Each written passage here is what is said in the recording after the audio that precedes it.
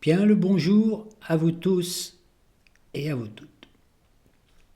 Alors aujourd'hui, je voudrais vous parler de ce sujet, Dieu existe-t-il? Donc de nos jours, on peut se poser la question, quand on voit ce qui se passe dans différents secteurs de la planète, on peut être à même de se poser cette question. Moi, je me suis posé cette question il y a bien longtemps, et récemment, lors de mon voyage dans la capitale parisienne, je me suis aperçu qu'il y avait deux nouveaux dieux de nez. Hein, donc il y avait le dieu Bluetooth et le dieu Wi-Fi, et que tous les adeptes de ces deux dieux se promenaient dans la rue avec des oreillettes sans fil qui leur permettaient de dialoguer, de marcher un petit peu. Mais je reconnais quand même que le dialogue avec ces personnes était difficile, puisqu'elles n'étaient pas vraiment connectées dans cette réalité ici et maintenant, et que je me suis... voilà, c'est difficile de rentrer dans leur monde. C'est bien dommage, parce que c'est vrai qu'on sait que toutes ces connexions Bluetooth, Wi-Fi et 5G ont des effets un peu négatifs sur le corps, hein, sur le corps physique, sur le cerveau, sur les oreilles aussi. Donc je pense que dans les années à venir, les marchands de prothèses auditives vont faire fortune. Alors revenons à nos moutons, ou plutôt à notre sujet. Dieu existe-t-il? Alors non, affirmeront avec conviction les athées. Oui, affirmeront les croyants. Alors, qui a raison? Et les scientifiques, les grands penseurs disent non, Dieu n'existe pas, il est. Ce sont les choses et les personnes qui existent. Quant aux scientifiques, ils appellent Dieu énergie du vide, sans vouloir reconnaître que c'est une création qui les dépasse complètement. En vérité, tout le monde a raison, car Dieu n'est ni une chose, ni un personnage, mais il est ce qu'il est. Infini, donc non défini, invisible, jamais né, donc immortel, omniprésent, partout à la fois. Il est tout simplement l'énergie créatrice invisible donnant vie à toutes les formes visibles et invisibles, en sachant que cette énergie invisible correspond à 95% de la masse de toute on peut dire de toute l'énergie du vide de l'univers. Nous ne voyons que 5% de la réalité, et ces 5% sont animés par ces 95%. Une pure énergie qui est une force d'attraction bipolarisée qui est nommée amour. C'est pour ça que l'amour est une force d'attraction. Mais alors, diront les plus sceptiques, comment on peut s'y retrouver dans tout ce fatras? Tout simplement, Dieu devient ce qu'on pense qu'il est. Il se plie à nos idées, à nos intentions. Nous le modelons selon notre vision que nous avons de lui.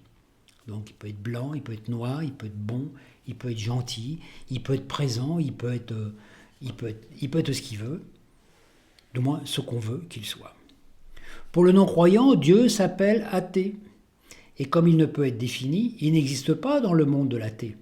Il devient non existant, invisible, impuissant, comme le souhaite l'athée. L'athée, généralement, ne compte que sur lui. Il dit, moi, je compte que sur moi, je ne compte pas sur Dieu. En sachant qu'en comptant sur lui, en fait, il compte sur Dieu, puisqu'il en est une émanation. Mais sans reconnaître d'autres dieux, à partir de là, il prend tout sur lui. Et dans sa vie, comme Dieu n'existe pas, il ne croit pas, il ne croit pas, donc il ne grandit pas. Vous voyez le mot croître aussi. Il ne grandit pas en Dieu. À partir de là, Dieu est là, mais il reste inexistant pour lui, puisque lui, il se prend pour Dieu quelque part. Parce que dans un monde, dans le monde, il faut bien qu'il y ait quelque chose, une force qui est créatrice. Pour les croyants, Dieu a une forme humaine, masculin. Il est représenté comme un vieil homme barbu, doté d'une barbe blanche fleurie, ayant fort à faire avec son enfant rebelle, qu'on a appelé le diable. Ce genre de croyance émane de certains humains qui ont abusé à boire de la piquette servie dans un calice le dimanche matin et qui finissent par friser le délirium très mince. Ils ont une vision digne d'une imagination infantile immature.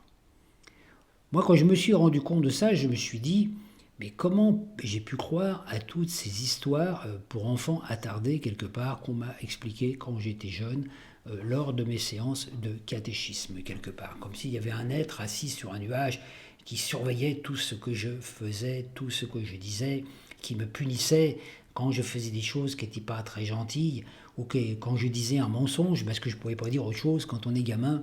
Hein, on est amené des fois à faire des petits mensonges. Et, ah non, tu seras puni, tu iras en enfer. Mais l'enfer, c'est ici. D'ailleurs, je me posais toujours la question, moi quand j'allais à la messe le dimanche matin, parce qu'à l'époque c'était obligatoire, je me suis toujours posé la question, pourquoi il n'y a pas plus de confort dans les églises? Parce que reconnaissez que c'est pas très confortable de se mettre à genoux sur une planche en bois, hein, dans une pièce où il fait très froid, et puis où vous avez un prêtre qui vous parle dans une langue où vous ne comprenez rien du tout, puisqu'à l'époque, le latin était la langue qui était donc utilisée pendant les messes. Hein. Donc voilà. Apparemment, aussi selon la Bible, Dieu est célibataire. On peut se demander comment il a fait pour créer tous ces univers. Pourquoi Dieu n'a-t-il pas d'épouse? Où est-elle partie?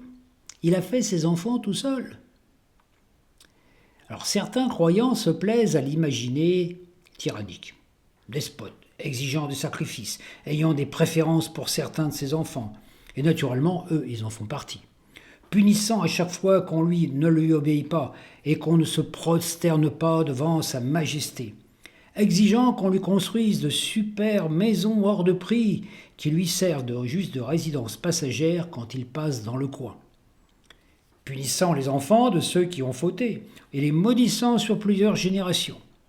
Exigeant qu'on chante ses louanges, qu'on se lève à des heures où il fait bon dormir pour réciter en latin des litanies incompréhensibles qui, satisfaisant son ego, élisant comme seul messager ses enfants les plus doués en rhétorique, mais point en compassion.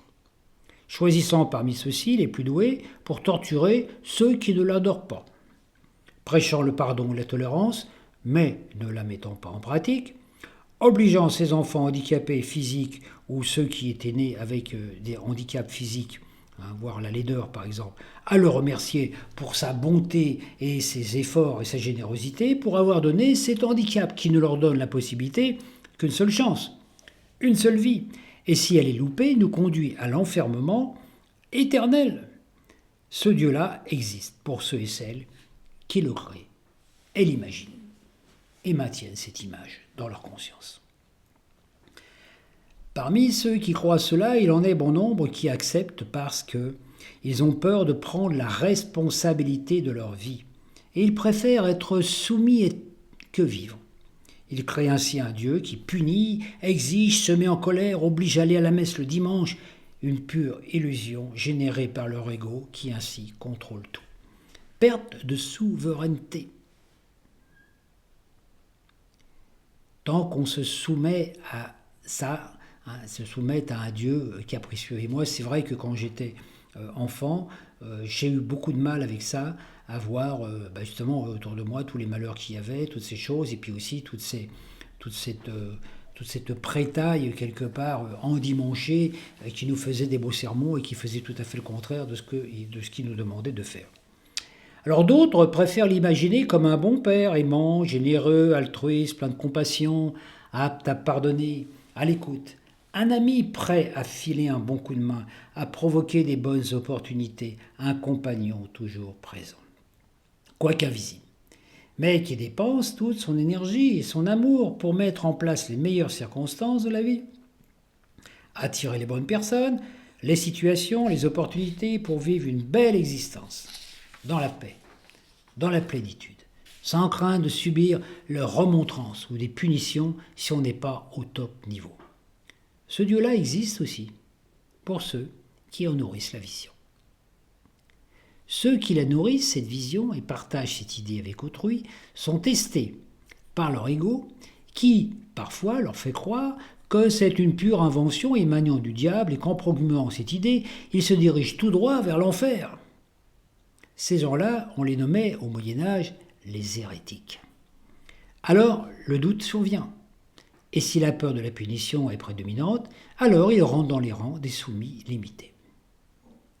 Si leur foi est plus forte, alors tout est différent. Mais le combat n'est pas fini pour autant. Celui qui dit la vérité est cuit, celui qui dit un mensonge est cru. Nombreux sont ceux qui ont dit la vérité ou affirmé ce Dieu d'amour et qui ont fini en barbecue, alimentés par certains prélats religieux. En fait, Dieu, source créatrice, invisible, omnipotent, androgyne, ni masculin ni féminin mais les deux, octroie le pouvoir de créer à notre image, de le modeler selon nos croyances. Quelle bonté et quelle humilité! Il nous a placés au milieu d'un grand jardin rempli d'une multitude de choses à découvrir, de possibles à vivre, et nous laisse la capacité de choisir librement ce qu'on veut être et ce qu'on veut qu'il soit. L'univers est un grand jardin où demeurent tous les potentiels. Et tout ce que nous demandons vient vers nous. Ce sont nos intentions qui déclenchent le processus créateur. Dès qu'on émet une idée, qu'elle soit bonne ou mauvaise, l'univers nous répond en écho « Oui, tu as raison ». Et il met tout en œuvre pour nous exaucer. Mais alors, si Dieu est le créateur de tous ces potentiels et nous offre la possibilité de choisir librement, c'est qu'il est un véritable ami, un bienfaiteur, c'est notre meilleur pote en ciel et dès qu'on le considère comme cela, il est notre meilleur ami, car il l'a toujours été. C'est bien gentil, diront certains qui ne croient que ce qu'ils voient. Comment faire pour voir Dieu? Ce n'est pas très difficile. Dieu a inventé les miroirs, et s'ils en ont un chez eux, ils le verront face à face avec Dieu dès qu'ils se verront dans le miroir. Un Dieu bon ou un Dieu mauvais. Alors certains diront, oui, mais moi quand je réclame quelque chose à Dieu, j'attire le contraire. Tout ça pourquoi? Parce que en nous, nous avons une partie, notre destinée, qui nous appartient, une partie de notre destinée qui ne nous appartient pas, qui est la résultante de nos vies passées.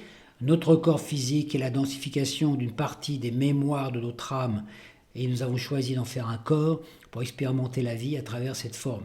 Qu'on soit homme, qu'on soit femme, blanc, noir, frisé, ou avec les cheveux raides ou chauves, peu importe. Et ça, on ne peut pas le changer. Celui qui naît homme restera homme toute sa vie, même s'il fait des multitudes d'opérations. Idem pour les femmes. Celui qui est né blanc ne sera jamais noir. Donc voilà, ça fait partie de l'acceptation. Disons 50%. Et puis il y a 50% qui nous appartiennent pour créer autre chose, pour écrire notre destinée, dont notre futur, donc nos vies futures aussi. Donc aujourd'hui, nous sommes devenus ce que nous avons pensé être. Donc pourquoi, quand nous demandons quelque chose, il y a autre chose, presque qui paraît opposée, qui se manifeste? Tout simplement parce qu'il y a ces deux lignes de temps. Il y a une ligne dans la dualité où on est dans l'inconscient, et il y a la ligne du conscient, et il y a une ligne supérieure qui est le supraconscient. Vous voyez, 3 lignes. Donc en fait, quand vous demandez quelque chose au supraconscient, qui est cette force divine, automatiquement, vous demandez consciemment quelque chose. Par exemple, vous demandez l'abondance. Vous demandez l'abondance, voilà. Et puis, donc vous créez un scénario pour aller vers cette abondance. Et en même temps, inconsciemment, vous créez à votre inconscient un scénario opposé, parce que si dans votre vie antérieure, vous avez émis des pensées parce que vous ne croyez pas en l'abondance, etc., ou si dans votre vie, quand vous étiez enfant et tout ça, vous avez vécu des scénarios, difficultés, manque d'argent, voilà, etc., etc., donc si vous n'avez jamais connu l'abondance, automatiquement, votre mental va créer deux voies. C'est la voie de dualité. La voie du conscient qui vous amène vers ce que vous voulez, et la voie de l'inconscient qui vous maintient dans ce que vous ne voulez pas. Donc à un moment, les deux voies, voilà, elles sont parallèles, vous voyez, puis à ce coup, pof, les deux voies, elles se rencontrent. Un croisement, poum, ça se coup, vous êtes là à un croisement du chemin, où il y a ce que vous avez créé par votre conscient et ce que vous avez créé à votre inconscient. Donc vous êtes face à une situation, un événement vient à vous. Vous demandez l'abondance, d'un seul coup, vous avez arrivé à un croisement, boum,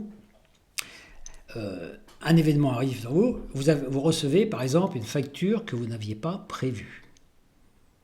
Alors, c'est là que tout va se jouer, vous êtes un croisement. Donc au moment où la facture va arriver, vous avez dans cette situation, deux possibles s'ouvrent à vous. Soit vous croyez, vous êtes fermement ancré dans votre foi de l'abondance divine parce que vous avez demandé en étant persuadé que vous allez être exaucé, donc vous ne doutez pas, vous recevez cette information, vous dites, ah bah tiens, j'ai demandé l'abondance, je reçois une facture. C'est peut-être un signe que l'Ivin vous envoie, dire, toi je t'envoie une facture qu'avant tu n'aurais pas pu payer, maintenant comment tu réagis donc, si je crois que je vais pouvoir payer la facture, même si je ne sais pas comment, ça peut venir, l'argent, je peux trouver l'argent dans la rue, on peut m'offrir l'argent, je peux gagner au loto, peu importe, ça ne regarde pas. J'ai confiance, je sais que cette facture, je pourrai la payer en temps utile, je ne m'inquiète pas, je remets ça entre les mains divines, je dis je te remercie Seigneur de me donner les moyens de payer cette facture que tu m'envoies. Foi totale, sans doute, sans cogiter des heures. Et il y a aussi cet autre choix qui fait que, oh là là, une facture, comment je vais faire pour la payer? Je vais pas y arriver, oh là là, toujours j'ai la malchance, j'ai pas de chance, je demande l'abondance à Dieu, j'ai la pénurie, etc., etc. Du schéma antérieur par rapport aux expériences vécues qui sont dans l'inconscient. Donc automatiquement, il y a les deux. C'est ça la croisée des chemins. Vous voyez, l'amoureux du tarot, c'est ça. Vous êtes à la croisée des chemins. Vous choisissez l'un ou l'autre. Et selon votre choix, vous allez définir votre futur. C'est simplement ce qu'on appelle faire ses preuves, par le nombre 9. Donc c'est quelque part faire un choix. Donc c'est là qu'on fait ses preuves. On est testé.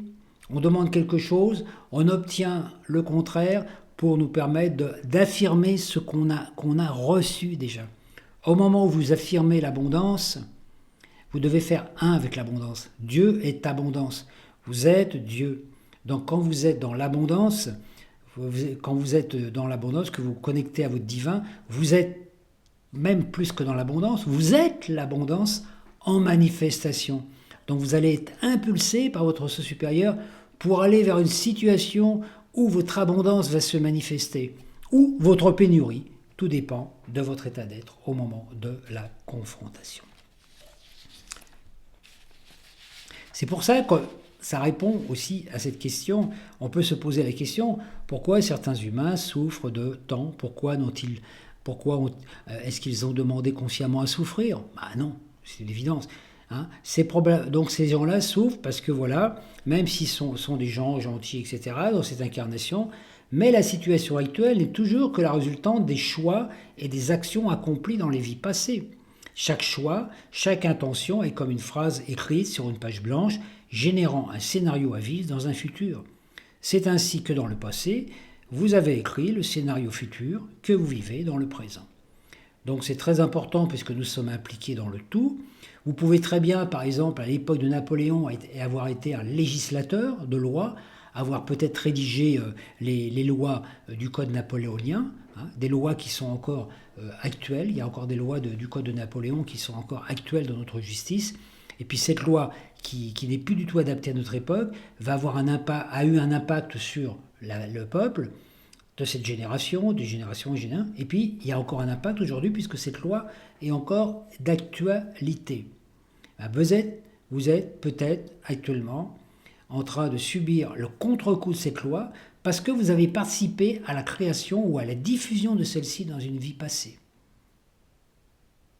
Quand vous comprenez le phénomène qu'il n'y a pas de hasard, qu'il n'y a que cette synchronicité permanente, par exemple, Napoléon a voté des lois assez sectaires, il faut le reconnaître, vis-à-vis des femmes, notamment, par exemple, la femme appartient à son mari. La femme doit se soumettre à son mari. C'est un peu macho comme truc, voyez. Vous pouvez avoir dans cette vie présente, par exemple, des femmes qui peuvent subir ça parce qu'ils vont tomber sur des hommes qui vont appliquer, on peut dire, cette loi, etc.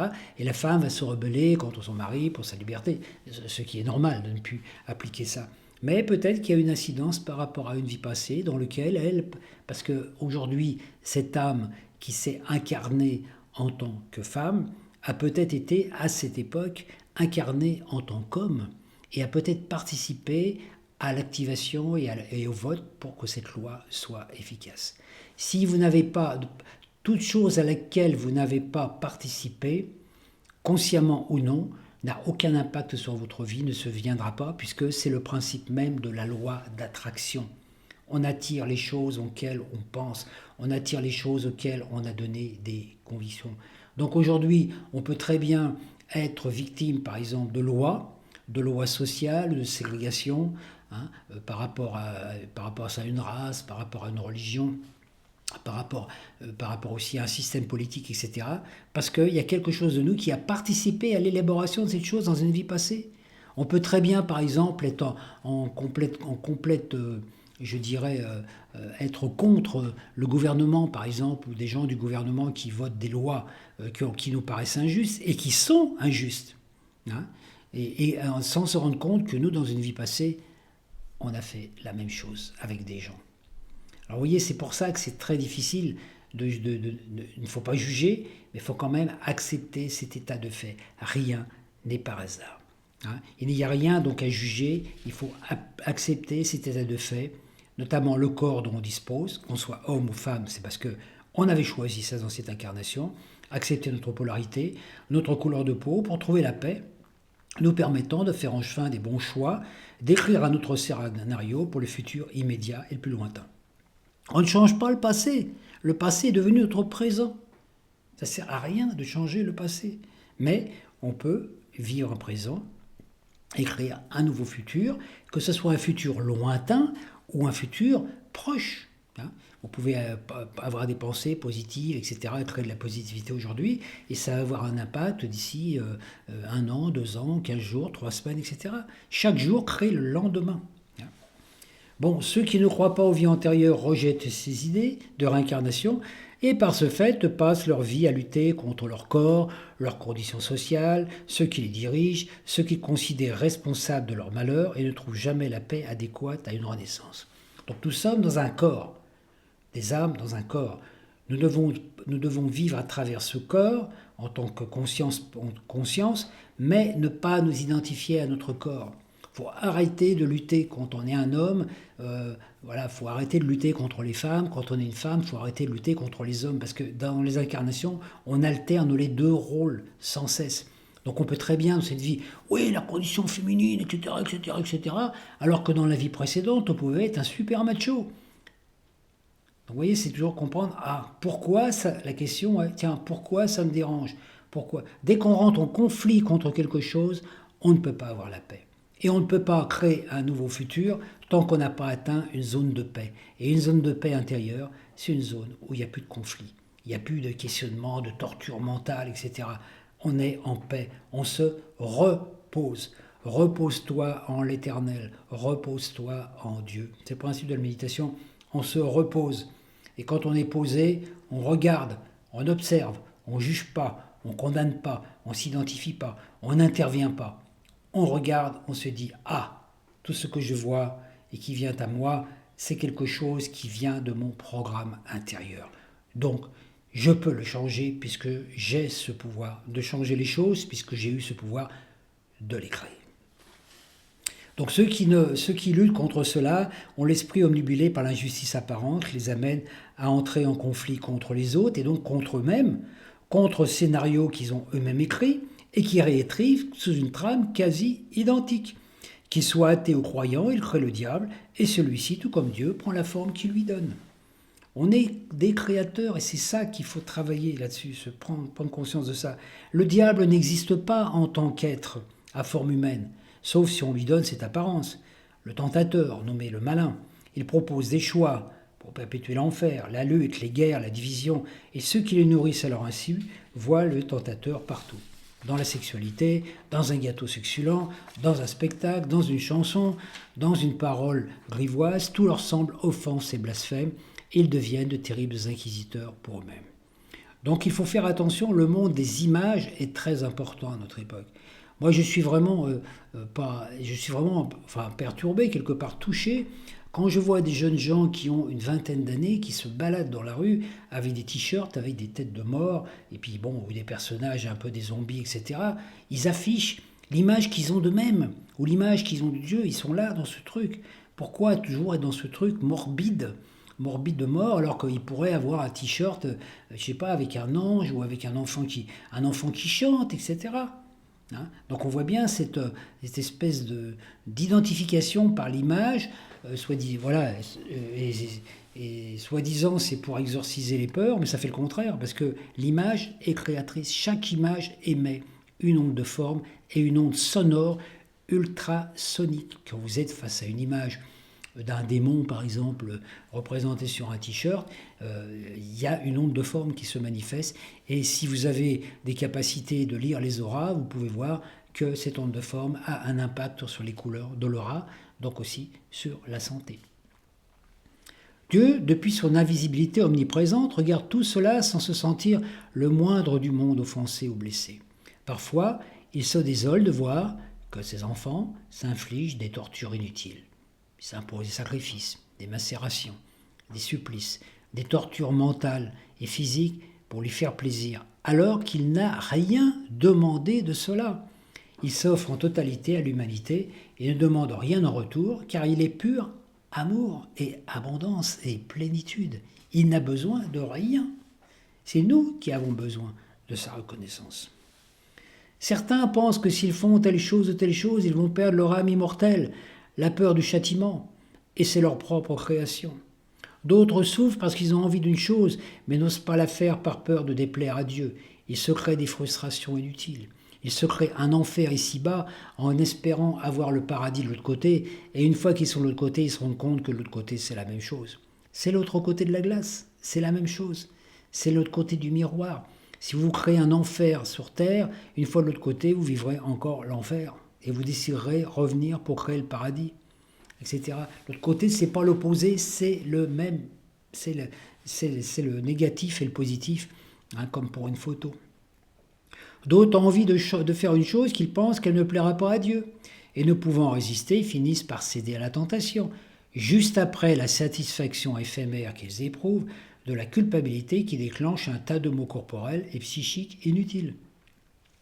Ça peut être pour la gourmandise, ça peut être aussi pour la sexualité, n'importe quoi. Donc un besoin, voilà, le corps a besoin, par exemple, de manger du chocolat ou d'avoir une relation sexuelle, sensuelle, etc. Et tout de suite après, on se culpabilise, c'est pas bien, et on se torture inutilement. Dieu, pure énergie créatrice, nous laisse totalement libres de choisir notre vie en toute liberté, ce qu'on choisit de faire. Mais nous devons en assumer les résultats. Tout créateur est impliqué dans sa création. C'est la raison pour laquelle les gens mal intentionnés finissent par réaliser leurs méfaits, alors que des gens bien intentionnés n'y arrivent que rarement, et que cela fait dire la masse: pourquoi Dieu n'intervient-il pas? Pourquoi Dieu n'a-t-il pas foudroyé Hitler? Pourquoi Dieu n'intervient-il pas dans la guerre en Ukraine? Tout simplement parce que l'humanité, le sort de l'humanité et tout ce qui se passe sur Terre appartient aux humains. On nous a donné une terre, on en fait ce qu'on veut, la paix, la terre ou les guerres. Dieu n'a pas créé la guerre, Dieu a créé l'abondance, il nous a mis dans un beau jardin. Et c'est à nous de ne pas le détruire et de ne pas nous entre-détruire, etc. Donc toutes les violences qu'il peut y avoir sur la Terre, toutes les forces sombres, toutes les forces démoniaques qu'il y a, sont liées à des interventions humaines, à des humains ou des pensées, des esprits. Les démons, la plupart des démons sont des créations humaines. Certes, les démons, ces forces du mal, ces forces sombres existent en tant qu'entités, entités qu'on appelle des tentateurs, des forces énergétiques, des forces psychiques. Par exemple, une force qui va vous dire, une voix en vous qui va vous dire, quand vous êtes en conflit avec quelqu'un, une voix en vous qui vous dit, faut lui une baffe, faut lui un coup de poing, ou coupe-lui la tête, etc. Vous pouvez avoir cette voix, cette réaction face à quelqu'un qui vous agace. Oui, ça c'est la voix du tentateur en vous. Mais personne ne vous oblige de le faire. Si vous le faites, là, vous allez, c'est quand vous avez envie, par exemple, de donner un coup de poing à quelqu'un pour le faire taire, automatiquement, vous allez laisser cette force de cette entité se passer à travers votre aura, passer à travers votre corps, à travers vos émotions, votre mental. Vous allez accomplir l'acte qui va faire du mal à l'autre, naturellement, et qui va avoir un impact sur vous, parce que vous avez laissé ce démon agir à travers vous. Donc vous avez créé ce démon à l'intérieur de vous. Vous l'avez nourri. Alors ça, c'est valable au niveau personnel et au niveau du collectif. C'est pour ça qu'il y a des égrégores négatifs sur la Terre qui incitent les gens à faire la guerre, à tuer des animaux, à maltraiter des enfants, maltraiter des femmes, etc., etc., etc. Donc on ne peut pas faire grand-chose au niveau du collectif, puisque c'est plus on lutte contre le mal avec le mal, plus ça lui donne de force, naturellement. Hein, voilà. Donc, vous voyez, par exemple, la vengeance, tout ça. Alors, en fait, ce qu'il faut, c'est pas lutter contre le mal, c'est avoir un point de vue, prendre du recul. Vous voyez, par exemple, face à cette expérience malheureuse qui s'est passée il y a très peu de temps avec ce jeune homme là, Naël, qui est décédé, bon, très jeune. Alors, c'est quelque chose de malheureux pour lui, mais c'est quelque chose de malheureux aussi pour le gendarme, enfin pour le policier qui l'a tué, parce que je pense pas qu'il avait cette intention. Il a fait ça il a peut-être agi par réaction ou autre. On ne connaît pas toutes les ficelles de l'histoire, parce que il faudrait qu'on puisse être là pour l'avoir. Mais bon, savoir que ce jeune avait choisi une voie qui n'était pas la voie, une voie facile, il y avait une voie de réaction, peut-être un côté un petit peu, bon, tendance délinquance, rebelle, etc., automatiquement, dès que vous vous mettez dans un scénario, vous en subissez les contre-coups. Si dans votre vie, vous choisissez, par exemple, d'être un gangster, ok, vous avez le droit, mais vous prenez le risque aussi de vous faire un jour, comment je vais dire, arrêter, mettre en prison, peut-être tuer dans un hold-up, etc., etc. Hein, donc voilà. Et ça, quel que soit, on a tous ces responsabilités en nous. Alors après, il y a des responsabilités aussi parentales, naturellement. Hein. Les parents qui ne s'occupent pas suffisamment, par exemple, de leurs enfants, font que leurs enfants bah, voilà, vont aller dans la délinquance. Et quand un enfant part dans la délinquance, souvent, c'est qu'il a un manque d'affection un manque d'affection et un manque de sécurité au niveau de sa famille. Des parents trop laxistes avec les enfants, c'est-à-dire qu'ils les laissent faire ce qu'ils veulent, etc., ne sont pas du tout, comment dire, formateurs ou fondateurs pour leurs enfants. Un enfant qui a un père et une mère qui lui laissent faire tout ce qu'il veut, comment je vais dire, est mis en situation d'insécurité. Un enfant, surtout un ado, a besoin de repères. Il sait qu'il peut faire ça, mais qu'il ne peut pas dépasser les limites. Ça, c'est une chose. À une époque, l'éducation était là. On avait une certaine liberté. Hein, moi, j'ai vu ce qu'il fait de mon enfant, mais je sais qu'il y a des limites qu'il ne fallait pas que je dépasse, etc. Par contre, j'avais une certaine liberté d'action. Mais il y a une certaine liberté. Pourquoi? Parce que mon père me disait, bah oui, là pour l'instant, tant que tu vis à la maison, bah tu subis, enfin tu obéis un peu aux règles de la maison, t'es pas tout seul, t'as tes frères, t'as tes sœurs, il y a nous, voilà, hein, voilà, tu respectes, voilà, ok. Après, il me disait, bah, le jour où tu seras chez toi, bah, c'est toi qui feras ta loi chez toi. Et c'est ça, un adolescent, quand il vit chez les parents, il doit être sécurisé par les parents. Donc il doit y avoir la tendresse, de l'affection, de l'écoute, mais aussi une certaine rigueur. Il faut qu'il y ait des règles à ne pas dépasser. Par exemple, vous dites à un enfant, si vous avez un enfant de 10 ans, vous ne le laissez pas sortir à 2 heures du matin dans la rue et fréquenter des gens qui ne sont pas fréquentables. Il y a une part de responsabilité. Donc, quand on vit ces choses-là, ça nous permet de voir qu'on peut prendre du recul face à ces situations, au lieu de rentrer tout de suite dans le conflit, comme ça s'est fait naturellement avec cette histoire, où tout de suite le policier a été tout de suite condamné, etc., etc. Alors que si ça avait été le contraire qui s'était passé, si ce jeune avait continué son avancée dans, voilà, avec son auto, peut-être qu'il aurait tué quelqu'un aussi. Peut-être qu'il aurait tué un policier ou un enfant qui traversait la rue. Donc il n'y a pas à juger quoi que ce soit. Moi, je ne suis pas apte à juger cette situation. Je me sers simplement de cet exemple parce qu'il est bien là. Donc dans la vie, il faut voir, faut pas juger, mais il faut quand même avoir un regard, voilà, dire voilà, il n'y a rien par hasard. Alors même si on vit dans des situations matérielles difficiles, comment je veux dire, une justification pour ensombrer dans le côté mal de la vie, etc. Parce que sinon ça, tous les pauvres de la planète, automatiquement, deviendraient tous des délinquants. Moi, dans ma jeunesse, j'ai fréquenté des gens qui étaient dans la misère. Moi, j'ai été dans une situation aussi pas très facile matériellement. C'est pas pour ça que je suis devenu un gangster. Donc après, il y a bien quand même une question aussi, peut-être, il y avait peut-être l'éducation, c'est sûr. Donc, si un conseil qu'on peut donner aux parents, c'est vos enfants, donnez-leur des repères. Il ne faut pas les laisser faire n'importe quoi. Leur laisser de la liberté, mais en même temps, à savoir qu'il y a, il y a certaines limites quand même.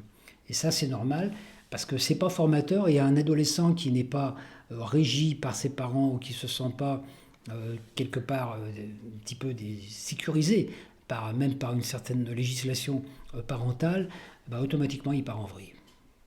Il part en vrille parce qu'il pense qu'il est adulte, qu'il peut faire ce qu'il veut, alors qu'en fait son esprit n'est pas encore mature, il ne connaît pas assez les choses de la vie. Par exemple, dans notre jour, on voit par exemple par rapport au tram carmé, quand on voit un enfant par exemple qui souffre et qui meurt de faim, on ne peut être que touché. Mais si on savait que celui-ci a fait dans une vie antérieure, voilà, notre compassion serait peut-être inexistante. C'est pour cela qu'on n'a pas mémoire des faits antérieurs. Il ne faut pas juger, mais faire preuve de compassion. Lui donner de la nourriture, soulager ses souffrances, en l'aidant aussi à nourrir de belles pensées pour se créer un meilleur futur. Hein. Voilà, le but, c'est pas de le condamner en disant oui, dans cette vie présente, tu meurs de faim parce que dans une vie antérieure, tu as été un type, tu as affamé, il y a plein de gens qui sont morts de faim par ta faute. Ça peut être vrai. Hein, voilà. À partir de là, bon, ok, bon, c'est fait. Maintenant, tu vis l'expérience de manquer de nourriture, tu sais ce que c'est, tu as la souffrance, mais on va t'aider à en sortir. Mais en même temps, c'est pas injuste que tu aies vécu ça parce qu'il fallait le vivre. Voilà. Par exemple, c'est ce qui se passe aussi avec les enfants qui vivent en Inde et dans certains pays, qui sont abandonnés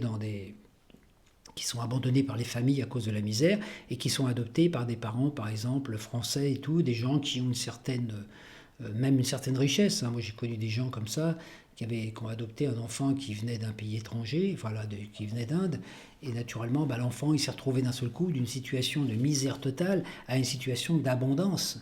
Alors là encore, il faut avoir une certaine discipline, rigueur, parce que si l'enfant il s'est incarné dans une famille de pauvreté, c'est pour expérimenter ça, c'est certainement pas par hasard. Donc comme on n'a pas la trame des lignes héréditaires, parce qu'on ne sait pas qui étaient ses parents, et on peut avoir des grosses surprises quand l'enfant il devient adolescent, puisque quand son ego va reprendre possession de son corps, si on n'est pas suffisamment vigilant, on peut l'inciter à retomber dans ses travers de vie antérieure. C'est compliqué. Donc on n'est pas responsable. Donc voilà, Dieu ne peut être offensé, hein, comme je dis, ni être imprégné de vanité. Convaincre les choses que bon, Dieu est bon, ce n'est pas une mince affaire, mais on peut en diffuser l'idée et laisser chacun en faire ce que bon lui semble. Cette vision permet de donner vie à un Dieu que l'humanité souhaite depuis toujours. Donc on n'est pas responsable de ce que les autres en feront, mais on est responsable de ce qui émane de nous. Et si on diffuse l'idée d'un Dieu bon, cela ne peut être que bénéfique. On ne peut croire en la bonté, en la générosité, en notre capacité de pardonner, que si on nourrit l'idée d'un Dieu à cette image, puisqu'on en est l'image révélée dans ce monde, ici et maintenant. Je vous remercie pour votre écoute et je vous dis à très bientôt si le cœur vous en dit.